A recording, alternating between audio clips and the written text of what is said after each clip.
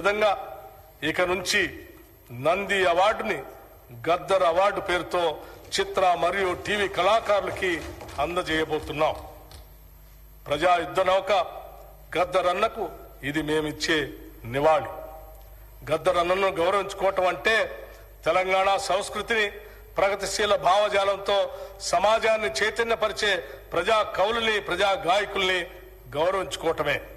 అందుకే ఇక నుంచి గద్దర్ అవార్డులు తెలంగాణ కళాకారుల కీర్తి పతాకను ప్రపంచానికి చాటి చెప్తాయి. రాష్ట్రంలోని వివిధ అసెంబ్లీ నియోజకవర్గాల పరిధిలో సత్వర అభివృద్ధి సాధించేందుకు ప్రజా అవసరాలను గుర్తించి ఎమ్మెల్యేలు ఎమ్మెల్సీలు సంబంధిత మంత్రులు తగిన చర్యలు తీసుకోవడానికి వీలుగా అవసరం మేరకు నిధులు అందుబాటులో ఉంచుతున్నాం. నియోజకవర్గ అభివృద్ధి కార్యక్రమం కింద గత ప్రభుత్వం నిధులు కేటాయించడమే కానీ అవసరం మేరకు విడుదల చేయలేదు.